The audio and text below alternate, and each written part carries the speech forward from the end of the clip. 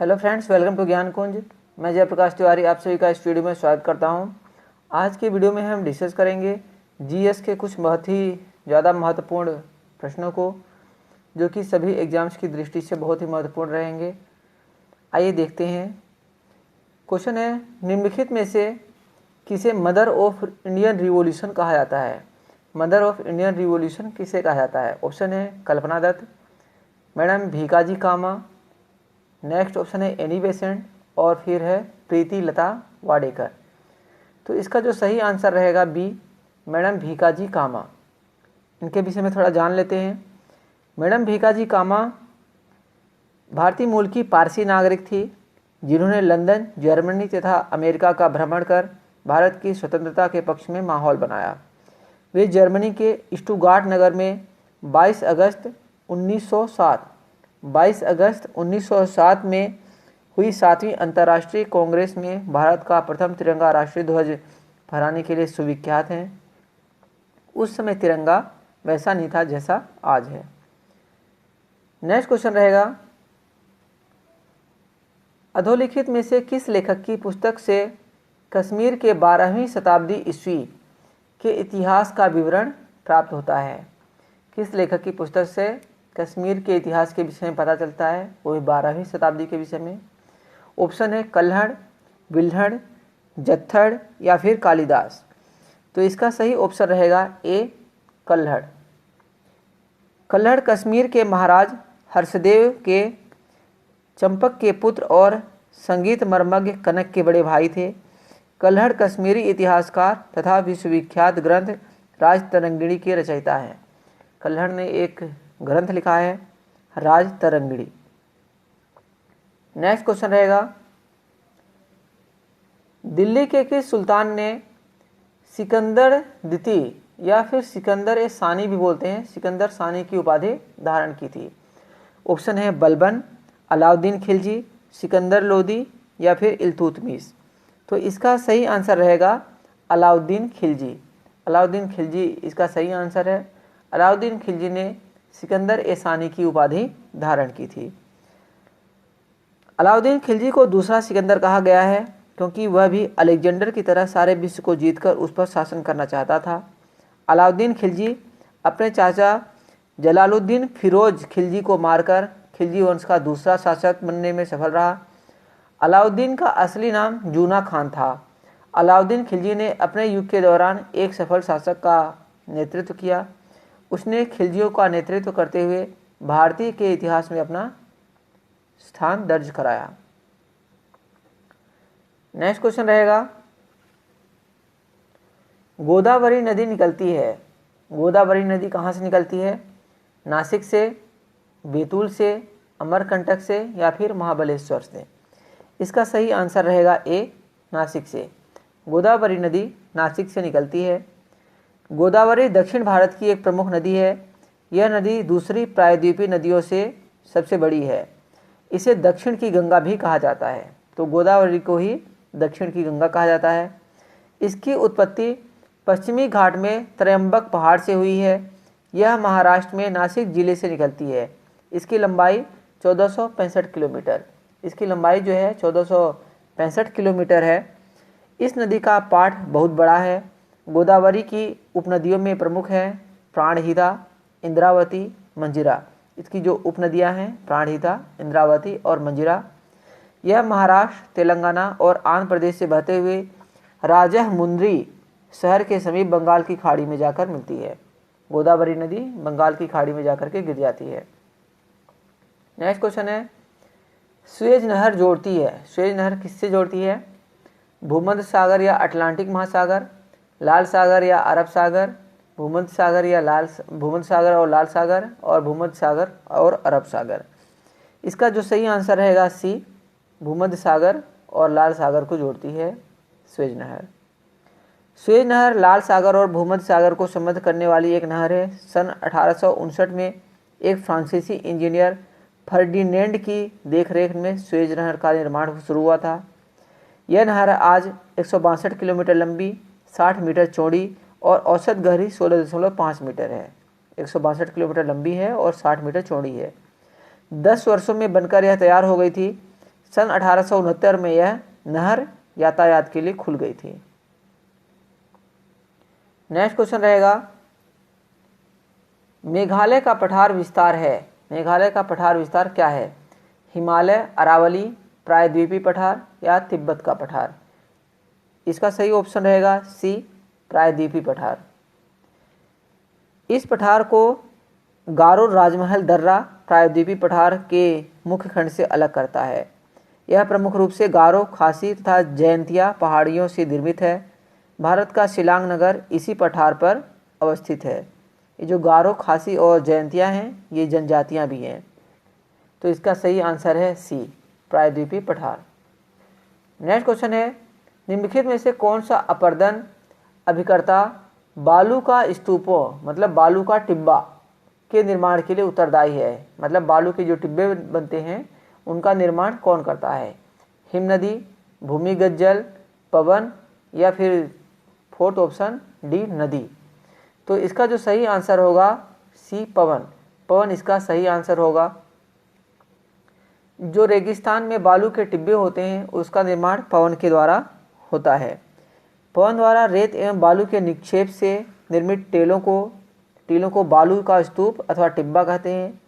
इन स्तूपों के आकार में तथा स्वरूप में बहुत विविधता देखने को मिलती है। टिब्बा विभिन्न स्वरूपों और आकारों में निर्मित हो सकता है और यह सब वायु की दिशा और गति पर निर्भर करता है। मतलब वायु की दिशा किधर है और गति कितनी है। नेक्स्ट क्वेश्चन रहेगा, निम्नलिखित में से कौन सी पृथ्वी के वायुमंडल की सबसे निचली परत है? जो पृथ्वी के वायुमंडल की सबसे निचली परत है उसे क्या कहते हैं?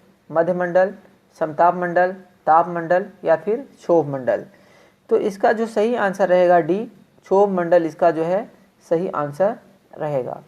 पृथ्वी की जो वायुमंडल की परत है उसमें सबसे निचली परत क्षोभ मंडल है। क्षोभ मंडल को ही ट्रोपोस्फियर कहते हैं। यह सबसे निचला हिस्सा है। इसी परत में आर्द्रता, जलकण, धूलकण, वायु धुंध तथा सभी मौसमी घटनाएं होती हैं। कई बार एग्जाम में पूछा जाता है कि किस तापमंडल में मौसम संबंधी घटनाएं होती हैं, तो क्षोभ मंडल में ही मौसम संबंधी घटनाएं होती हैं। यह पृथ्वी की वायु का सबसे घना भाग है। भूमध्य रेखा पर इसकी ऊंचाई 18 किलोमीटर है। भूमध्य रेखा पर इसकी ऊंचाई 18 किलोमीटर है और ध्रुवों पर सिर्फ 8 किलोमीटर है। क्षोभ मंडल की औसत ऊंचाई 10 से 12 किलोमीटर है। मतलब 10 से 12 किलोमीटर तक क्षोभ मंडल पाया जाता है। नेक्स्ट क्वेश्चन है, निम्नलिखित में से कौन सी गर्म धारा है? इनमें से कौन सी धारा गर्म धारा है? ऑप्शन है कनारी धारा, लेब्राडोर धारा, क्यूरोसियो धारा या फिर कुराइल धारा? तो इसका आंसर जो रहेगा सी, क्यूरोसिया धारा। यह एक गर्म धारा है। यह धारा आंध्र महासागर की गल्फ स्ट्रीम धारा के जैसी है।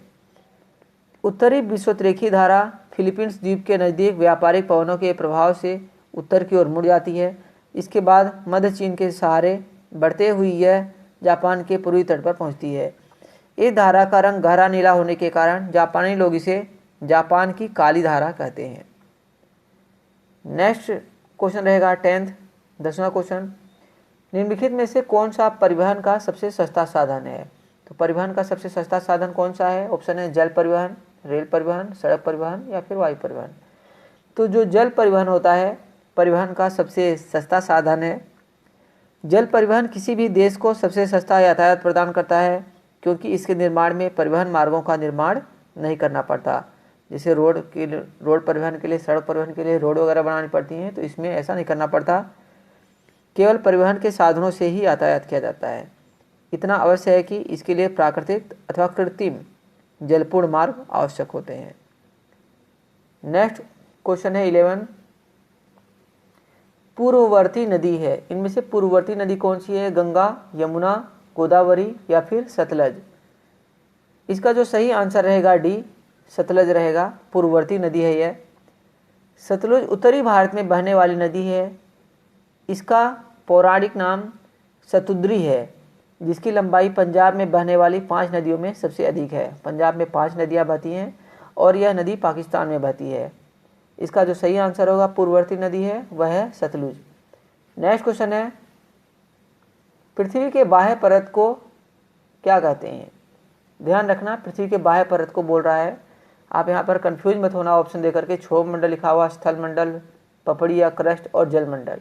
तो कहीं आप सोच लो, अभी पिछले क्वेश्चन में हमने पढ़ा कि क्षोभ मंडल ये पृथ्वी के वायुमंडल नहीं बोल रहा है, पृथ्वी की बाह्य परत को क्या कहते हैं। तो इसका जो सही आंसर रहेगा सी, पपड़ी, क्रस्ट। क्रस्ट को पृथ्वी की बाह्य परत बोलते हैं। भूपर्पटी या क्रस्ट भूविज्ञान में किसी पथरीले ग्रह या प्राकृतिक उपग्रह की सबसे ऊपरी परत की ठोस परत कहते हैं। यह जिस सामग्री का बना होता है वह इसके नीचे की मेंटल कहलाई जाने वाली परत से रासायनिक तौर पर भिन्न होती है। मतलब इसके नीचे, पपड़ी के नीचे, क्रस्ट के नीचे जो है मेंटल है। हमारे सौरमंडल में पृथ्वी, शुक्र, मंगल, बुध, चंद्रमा आदि कुछ अन्य ग्रह खगोलीय पिंडों से भूपटल ज़्यादातर ज्वालामुखी प्रक्रियाओं से बने हैं। नेक्स्ट क्वेश्चन रहेगा, प्रधानमंत्री नरेंद्र मोदी G7 शिखर सम्मेलन में सम्मिलित होने के लिए 2019 में किस देश गए थे। जो 2019 में G7 शिखर सम्मेलन हुआ था, प्रधानमंत्री किस देश गए थे? जर्मनी, फ्रांस, इटली या फिर इंग्लैंड। इसका जो सही आंसर रहेगा बी, फ्रांस गए थे, फ्रांस। अब ये G7 है क्या? G7 दुनिया की 7 सबसे बड़ी विकसित और उन्नत अर्थव्यवस्था वाले देशों का समूह है, जिसमें Canada, France, Germany, Italy, Japan, Britain और अमेरिका शामिल हैं। ध्यान रखिए, Canada, France, Germany, Italy, Japan, Britain और अमेरिका। इसे ग्रुप ऑफ 7 भी कहते हैं। शुरुआत में यह 6 देशों का समूह था, जिसकी पहली बैठक 1975 में हुई थी।